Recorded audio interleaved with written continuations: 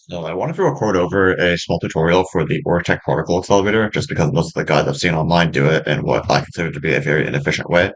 Oh, the pack is still in level 4, by the way. So the very basics, this is the actual accelerator. When you put an item in here, given that it's facing a straight particle accelerator guide ring, it will output the item and it will become a particle with a speed. This is the guide ring. It's pretty much a path that tells the particle where to go. And they can be straight like this, they can be curved like this. And you can just right click with empty hand to change it. When powered, a a curved guide ring will become straight again. More on this later. This is a particle accelerator linear motor. It accelerates the particle when it passes through it, and these need to be powered. And this is the sensor. When a particle passes through it, based on the speed, it will output a redstone signal, which a comparator can read. Um,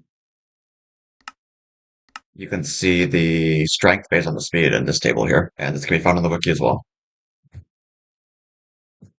So it'll be easier to explain if I just do a quick demonstration. I'll put a redstone dust in, it'll start accelerating. You can see the speed, and there's two parameters, max gate distance and min curve distance.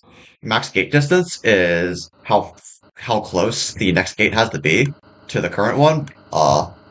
It's always between 2 and 10, and min curve distance is how far a particle has to go in a straight line before it's allowed to take a curve. And here it's calculated by this straight line, it's around 60-ish, I want to say. Plus the curve here is 3 root 2 of the Pythagorean theorem, I believe.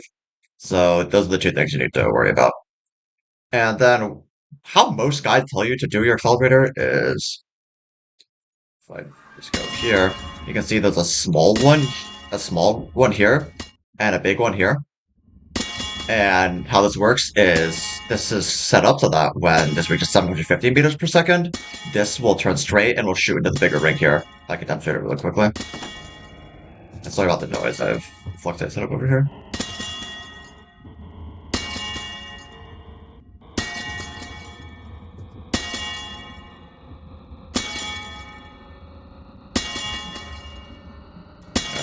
It shoots into the bigger ring here.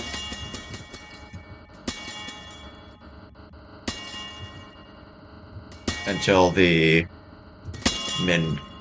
min curve distance is longer than the length of the curve, because this is only about 20. And that's when it shoots out.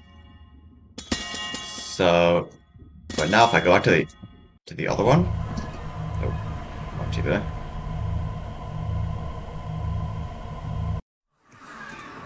There's nothing stopping you from just setting up one gigantic particle accelerator like this. And this size is big enough that it can accommodate all the crafts in the game easily. And for example, say, let me request an endgame material, give me some stable antimatter. What happens here is first the neutronium goes in, and the antimatter is sent into here.